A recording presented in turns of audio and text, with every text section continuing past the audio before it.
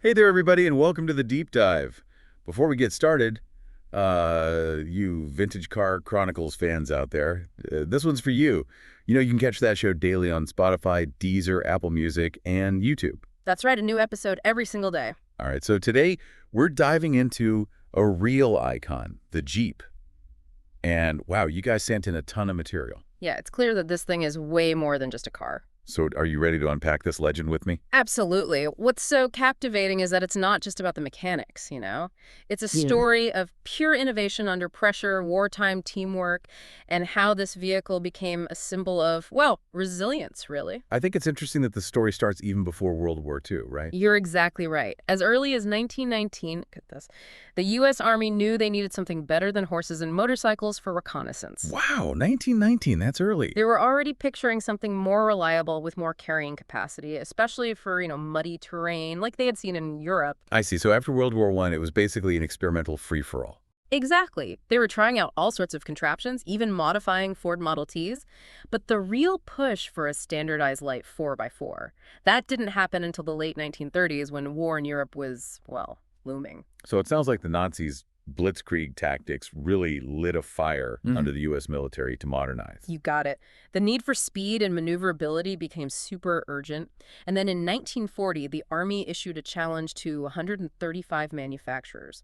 It was almost an impossible task. A prototype in 49 days and 70 test vehicles in 75 days. Wow, that's some serious pressure. So that's where this small company, American Bantam, comes in. They win the initial contract with the BRC-60, right? Exactly. It's a classic underdog story. Their design was spearheaded by this brilliant engineer, Karl Probst. Lightweight, nimble, and used readily available parts. It was ingenious. It sounds like he was working against the clock. He was, but there was a catch. Bantam just couldn't produce the numbers the Army needed. Ah, so we've got a brilliant design that crashes headfirst into the realities of mass production. Exactly. It's an interesting problem. What did the Army do?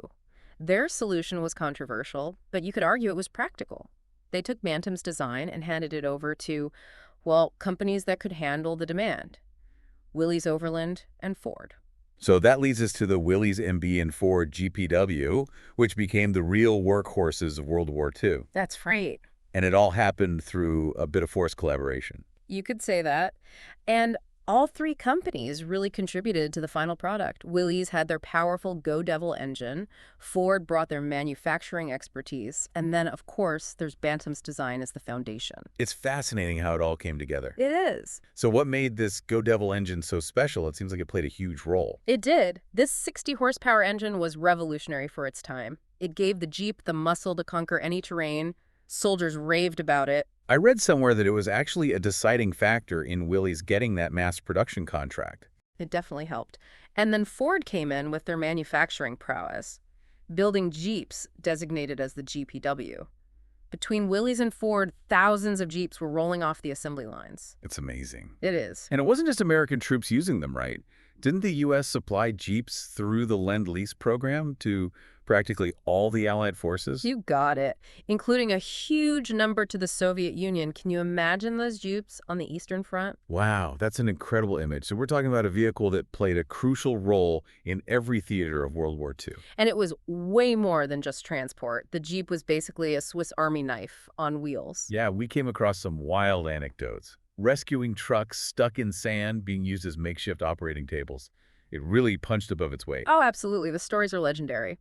From the North African deserts to the Pacific jungles, the Jeep handled it all. That go anywhere, do anything reputation was well earned. Even General Eisenhower said it was one of the 4 weapons most crucial to winning the war. Think about that. That's coming from the supreme commander of the Allied forces. Incredible praise. It really shows you that the Jeep was more than just a vehicle. It was a symbol of freedom and resilience. So a vehicle born out of conflict becomes this powerful symbol. Exactly. And that symbolism continued after the war. Take the jeepney in the Philippines, for example. Oh yeah, Filipinos transformed surplus Jeeps into these vibrant, colorful public transportation vehicles. The jeepney is the perfect example of how adaptable the Jeep was and its cultural impact. So from battlefield workhorse to cultural icon, the Jeep's legacy is undeniable. But it didn't end with World War II, did it? Not even close. You could say it was just the beginning. Because after the war, Willys Overland trademarked the name Jeep and launched the first mass-produced civilian 4x4, the CJ civilian Jeep. The CJ was basically a modified version of the military Mbember, but with a few additions. Things like vacuum-powered windshield wipers, a tailgate, and civilian lighting. And colors, unlike its military predecessors. So that's the start of the Jeep's transition from purely utilitarian to a lifestyle brand. Exactly. And that evolution continued. Willys Overland and later Kaiser Jeep introduced new models. The Jeep station wagon, the Jeep truck, the Jeepster. All of which really helped cement the Jeep's image as a versatile and capable vehicle for both work and play. And of course, we can't forget the iconic Jeep Wrangler, a direct descendant of that original military Jeep. Introduced in 1987, it still embodies that spirit of adventure and off-road capability that made the Jeep legendary. It's amazing how that simple, rugged design from the 1940s still resonates today. It really is. But the Jeep's influence wasn't limited to the United States, remember? Remember those licensed production agreements we talked about? Oh, right. Companies all over the world were building Jeeps or similar vehicles under license. Yeah, and some of those companies like Mahindra in India are still producing Jeeps. It's amazing to think about the global reach of the Jeep. It's a true international icon. And that iconic status wasn't just about its design or capabilities. It was also about what the Jeep represented. Right. Exactly. During the war, the Jeep became this symbol of American ingenuity and resilience. You know, the vehicle that helped liberate Europe and defeat fascism. And that symbolism resonated with people all over the world. It became an emblem of freedom and adventure, a vehicle that could take you anywhere and help you overcome any obstacle. Such a powerful image, and one that still inspires Jeep enthusiasts today. Speaking of inspiring, Yeah. I think we should acknowledge a company we haven't talked much about, American Bantam, the Yeah. little guy that started it all. Yeah, it's sad though, isn't it? Despite playing a crucial role in the Jeep's creation, they faced financial struggles. They eventually went bankrupt in 1950. Wow. It's a reminder that even the most brilliant ideas and innovative designs, they don't always guarantee success in the business world. It's a shame, but even though American Bantam's time in the spotlight was short-lived, their contribution to the Jeep's legacy should never be forgotten. They laid the foundation for one of the most iconic vehicles in history. Absolutely, that's something worth celebrating for sure. Okay, so we've covered a lot of ground here. We explored the Jeep's origins, wartime impact, and how it became this symbol of freedom and adventure. And we've seen how that legacy continues to this day. But we're not done yet. There's so much more to discover about this legendary vehicle. For sure. In the next part of our deep dive, we'll delve into the mystery surrounding the name Jeep itself, and we'll talk about how this wartime workhorse transformed into a civilian icon. We'll be right back after a short break to continue our Jeep journey. Stay tuned. Okay, so we're back. And I've got to know, what about the name Jeep itself? Where did it come from? It's so iconic. You know, it's actually a bit of a mystery. There are a lot of theories out there, and it's probably a combination of things that led to the name sticking. Okay, I'm all ears. What are some of the top contenders? One theory is that it's connected to the Ford GP prototype. The GP stood for government contract, and P was Ford's code for an 80-inch wheelbase. Okay. So some folks believe that GP was just slurred into Jeep over time. Kind of like how we say Humvee now, but it's actually short for HMMWV. Exactly, natural linguistic evolution. But there's another theory that links the name Jeep to a cartoon character. Okay. Remember Eugene the Jeep from the Popeye comic strip? Oh, yeah. Eugene. He is this magical creature that could go anywhere and do anything. Exactly. Wait, are you saying a cartoon character inspired the name of one of the most iconic vehicles in history? Well, that's the theory. Eugene the Jeep first appeared in 1936, and some believe that soldiers who already knew the character started using Jeep as a nickname for this new versatile vehicle. Wow. If that's true, that's amazing. It adds a whole other layer of coolness to the Jeep story. It does.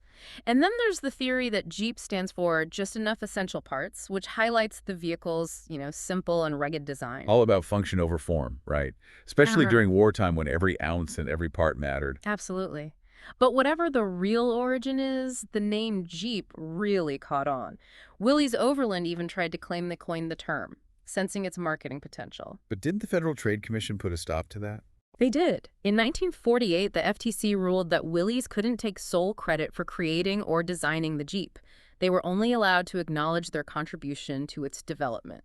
So even though the exact origin of the name might be lost to history, It definitely became synonymous with the vehicle itself. It did, and that really says something about the Jeep's impact. It went beyond its wartime role to become a symbol of freedom, adventure, and off-road capability. Speaking of its legacy, let's talk about how the Jeep evolved after World War II. We touched on it earlier, but I'd love to dig a little deeper. Sure, so in 1945, the war is over, and Willys Overland sees an opportunity to capitalize on the Jeep's popularity. They trademark the name and launched the first mass-produced civilian 4x4, the CJ, short for civilian Jeep. So the CJ was essentially a modified military MB adapted for civilian life. Exactly. They kept the core design but made some changes, like adding vacuum-powered windshield wipers, a tailgate, and civilian lighting. And they offered it in colors, Yeah. unlike its military predecessors. So was that the beginning of the Jeep's transformation from a workhorse to a lifestyle brand? You could say that. And that transformation continued over the years. Willys Overland and then later Kaiser Jeep introduced new models, the Jeep station wagon, the Jeep truck, and the Jeepster. Each new model really broadened the Jeep's appeal and solidified its image as this versatile vehicle for work and recreation. And then, of course, there's the iconic Jeep Wrangler, like we talked about earlier. It's a direct descendant of that original military Jeep. Yeah, the Wrangler, first introduced in 1987, carries the torch for that spirit of adventure and off-road capability that made the Jeep legendary. It's amazing to see how a vehicle born out of conflict evolved into such a popular symbol of leisure and exploration. It really is. And it speaks to the Jeep's adaptability, that enduring appeal of its rugged, simple design. Absolutely. And you know those licensed production agreements we talked about earlier? Those played a huge role in spreading the Jeep's influence around the world. Oh, right. Companies all over the globe building Jeeps or similar vehicles under license. And some of those companies, like Mahindra in India, are still producing Jeeps today. The Jeep's influence has truly spanned the globe. It has. And it's not just about the vehicle. The Jeep represents something more, doesn't it? It does.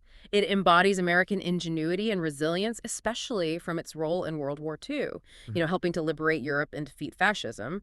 And that symbolism, it resonates with people worldwide. It's a symbol of freedom, adventure, a vehicle that can take you anywhere and help you overcome any obstacle. That image is still so powerful today. It really is powerful. And before we wrap up this part of our deep dive, we should acknowledge American Bantam, the company that started it all. The underdog. Yeah. It's a shame, though, isn't it? They played such a pivotal role, but faced those financial struggles and eventually went bankrupt in 1950. It's sad to hear that. It is. It's a reminder that even brilliant ideas and innovative designs, well, they don't always guarantee success in the business world. True. It's a shame. But even though their time was short-lived, their contribution to the Jeep's legacy shouldn't be forgotten.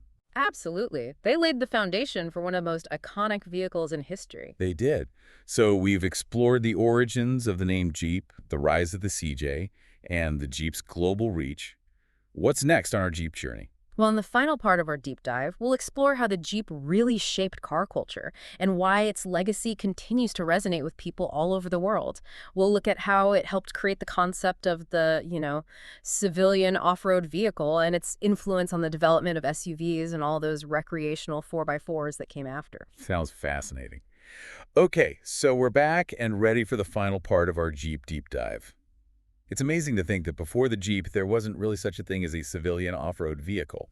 You're right. The Jeep basically created this whole new category. Back then, 4x4s were pretty much just for the military or really heavy-duty work. Right. The Jeep brought that thrill of off-roading to everyday people. And that must have had a huge impact on car design as a whole. The Jeep's rugged simplicity, that go-anywhere spirit. It seems like that inspired a whole wave of new vehicles. Absolutely. It led to the rise of SUVs and all those recreational 4x4s we see today.